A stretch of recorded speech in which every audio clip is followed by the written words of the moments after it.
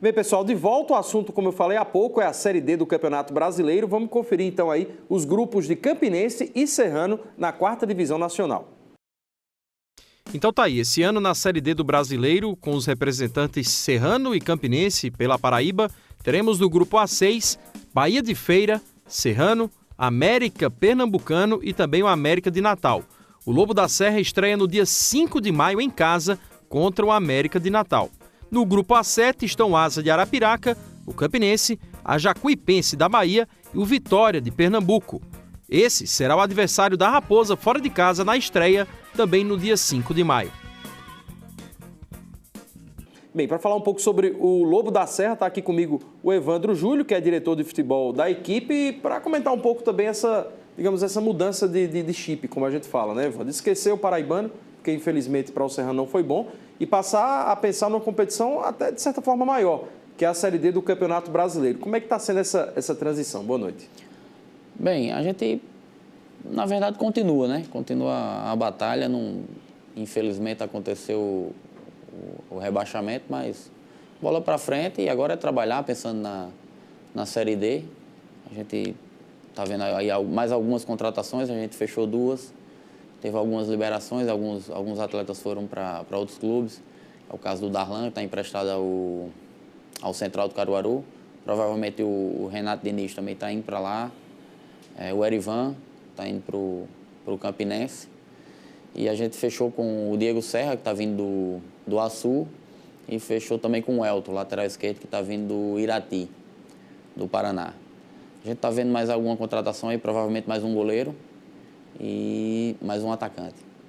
Hoje, como é que vocês definem a filosofia do Serrano? Assim, se tem assim, um objetivo principal. O Serrano vai trabalhar nos próximos anos para revelar jogadores. O Serrano vai trabalhar nos próximos anos, a prioridade é voltar para a 1ª divisão, por exemplo. De que forma a Série D está dentro desse planejamento? Como é que você define hoje a filosofia do clube? A gente tem você tocou no assunto das duas, né? Pronto, a gente tem um intuito também de revelar jogadores. Hoje mesmo, de madrugada, está indo 2 jogadores para o Andraus, da base. 2 jogadores que trabalharam sempre com o Leonildo, lá na creche. Ele me passou esses 2 jogadores, a gente avaliou e eu consegui fechar uma parceria com o Andraus. Já mandei 2 para lá, mandei de um amigo lá de Salvador. Os 2 já estão lá, já foram aprovados e agora hoje de madrugada está viajando mais 2. Vão se apresentar o Andraus amanhã de 10 horas da manhã. E a questão de subir, a gente já está fechando, fechou a diretoria, já tem alguns projetos para ver a questão do 2020, né? Nesse momento a gente está pensando um pouco na Série D, mas a gente já tem que pensar em trazer o clube de volta à elite do futebol paraibano. De que forma o Serrano encara a Série D, sabendo que é a competição mais difícil para mim e todos os treinadores que passam por aqui, até jogadores falam, que é a competição mais difícil do futebol brasileiro, né? No sentido de que ela é enorme para você conseguir um objetivo único, que é subir, porque não tem permanência. A Série D, todos sabem que para chegar a ela é através do estadual, mas se você não tiver acesso à Série C, você não permanece para o ano que vem. É tudo através do campeonato estadual. De que forma se encara a Série D? Até que ponto o clube pode arriscar um pouco, investir um pouco mais? Ou realmente tem que dar prioridade a jogadores aqui mais da região, revelando atletas e, digamos assim, jogando um pouco com a sorte também dentro da competição? A gente pensa mais em disputar com a garotada, né? Se a gente pegar hoje o elenco que vai disputar a Série D, você vai pegar uma média estourando de 25 anos.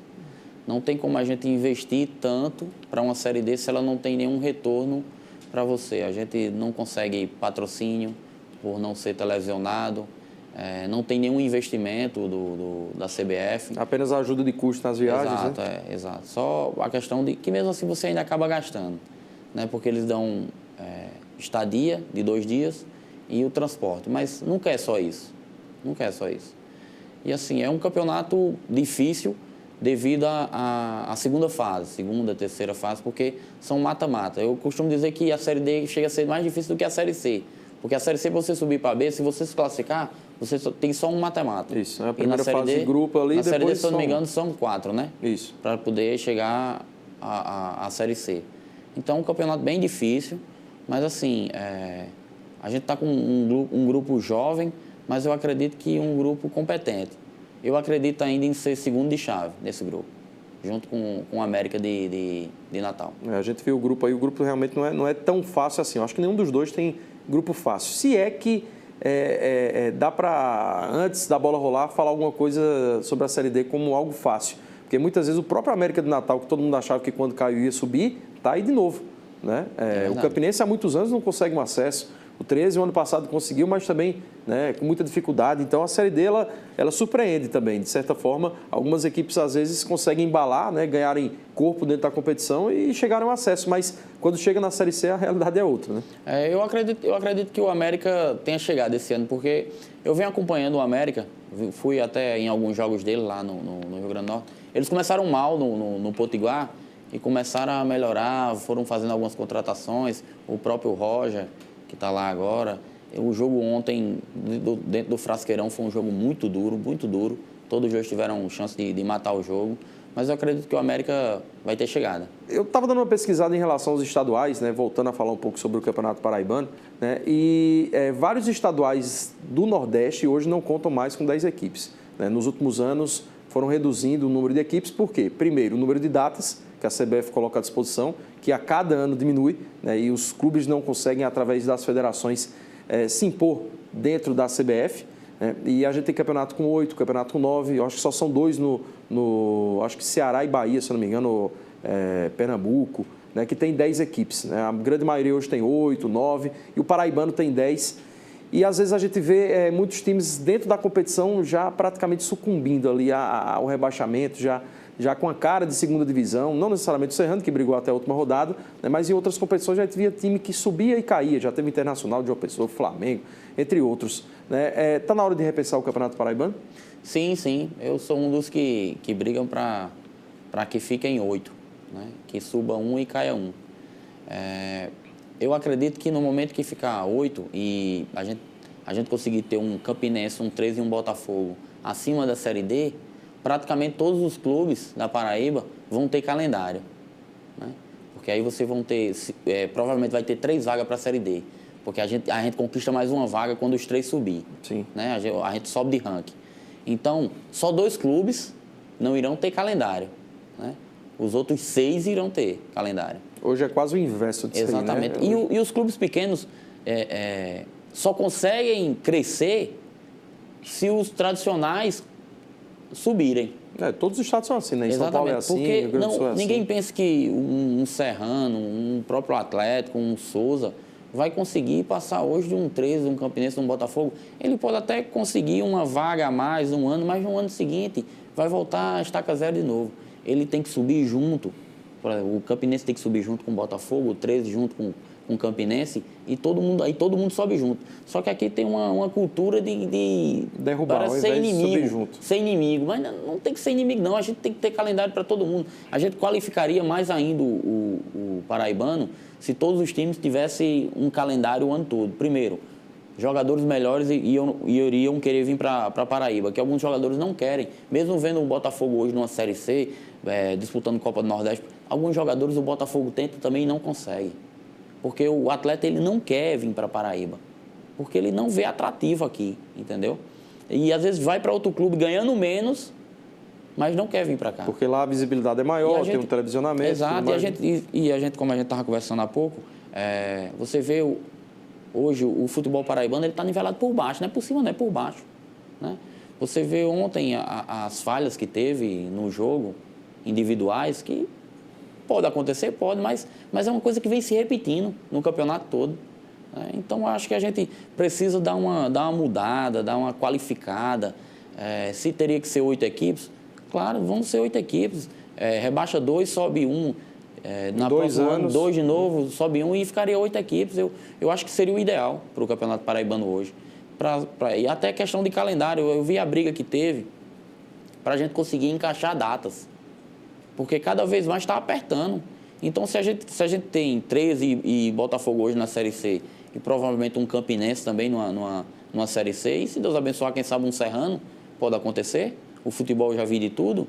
Então, eu acredito que tem que rever as datas para não acontecer o que está acontecendo com o Botafogo. Se você olhar o calendário do Botafogo hoje, pelo cansaço do Botafogo, o Botafogo era para chegar ontem aqui e tomar um 2, 3-0 pelo cansaço. mas como o nível do time é um pouco elevado... Tem banco também, Tem primeira e segunda equipe, conseguiram ainda sair daqui com a vitória. Se fosse outro time que não o Botafogo numa maratona dessa, pelo menos com a estrutura que 13 Campinense tem hoje, por exemplo, acho que chegaria realmente praticamente morto, perdido aí numa final. Evandro, obrigado aqui, boa sorte. A gente vai estar acompanhando aí a Série D do Brasileiro. Como disse o Evandro, entra sem pressão, né, Evandro? Entra exatamente, querendo fazer um bom trabalho, quem sabe mostrar alguns talentos para o futebol brasileiro, né? E já pensando, de certa forma, já em uma projeção para o ano que vem. Né? Tá ok, obrigado. Eu que agradeço o convite e o Serrano está à disposição de vocês toda hora que vocês precisarem. Tá ok, brigadão, Evandro. Olha, pessoal, antes de ir para o intervalo, você vai ficar agora com um material que foi produzido pelo programa Diversidade sobre o livro da professora Giovana, inclusive esteve comigo aqui há poucos dias, né, falando sobre o aniversário do Campinense Clube, que aconteceu este mês. O livro que ela também apresentou aqui no programa, que chama-se Quem Nasce em Campina Grande é Campinense. Isso aí gerou uma certa polêmica, porque o pessoal do 13, né, Evandro, disse que é Campina Grandense, e isso aí faz parte, isso é o lado positivo, o lado gostoso do nosso futebol, tá bom? Acompanhe esse material e daqui a pouco a gente volta. Pelos campos do Brasil. Excepcionalmente o campeonato de 1965, começávamos ganhando para o nosso tradicional adversário, o 13 Futebol Clube. Era a porta aberta para a conquista do hexacampeonato. O desejo de falar sobre o clube veio de uma experiência que eu tive há cerca de 10 anos atrás, não só na condição de torcedora, mas de primeira mulher a compor o Conselho Deliberativo do Campinense. Então, a vivência de torcedora e a vivência política no clube me trouxeram algumas pequenas inquietações de entender como é que um clube que nasceu na época do auge da cultura algodoeira em Campina, que surgiu pelas mãos das famílias mais tradicionais da cidade, né, que durante muito tempo de existência não permitia a presença de populares ou até de atividades culturais que dissessem respeito à vida das camadas mais comuns da sociedade. Como é que esse clube, de repente, se torna uma explosão de sentimento e de paixão para o torcedor? Aí foi a partir dessa inquietação que a gente começou a constatar que essa explosão de sentimentos do campinense vem, na verdade, da chegada do futebol na agremiação por volta dos anos 50. Apesar do clube ele ter sido fundado em 1915, mas o recorte que foi feito tem a ver justamente com o momento em que o futebol ele é instituído. O Campinense teve uma experiência em 1917, 19, de um time amador, mas foi uma experiência muito efêmera. Precisou chegar à década de 50 para, através de um médico de origem pernambucana, o Gilvan Barbosa, definitivamente o futebol ele ser instaurado. E aí é uma reviravolta. Aumenta o número de sócios. Em uma década de história em Campina, foi uma década e 6 títulos consecutivos. Então, foi o grande vencedor. Então, esse recorte tem a ver com o mito fundador do Campinense Clube, o que marca a cultura futebolística do Campinense, que é o hexacampeonato.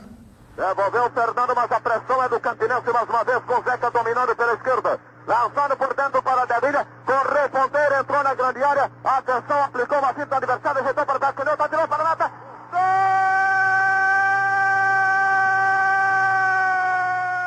Esse projeto ele é volume 1, né, de uma pesquisa que ela está preparada para acontecer em 3 etapas. O volume 2 e o volume 3 eles serão lançados. O volume 2 ele será mais voltado para o Campinense a partir de 1966, e aí vai pegar as competições nacionais. E o último volume que pretendo fazer é uma etnografia do torcedor do Campinense. O livro ele está disponível na Livraria Nobel.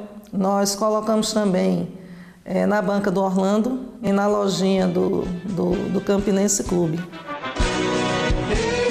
Eu sou campinense, com muito orgulho de coração. O futebol ele diz muito sobre a maneira de ser, de pensar de um povo. Campina Grande tem muito orgulho de dizer que não precisa de time de fora para torcer, porque nós já temos aqui não só o campinense, mas duas grandes expressões do nosso povo, que é o Campinense Clube e o 13 Futebol Clube.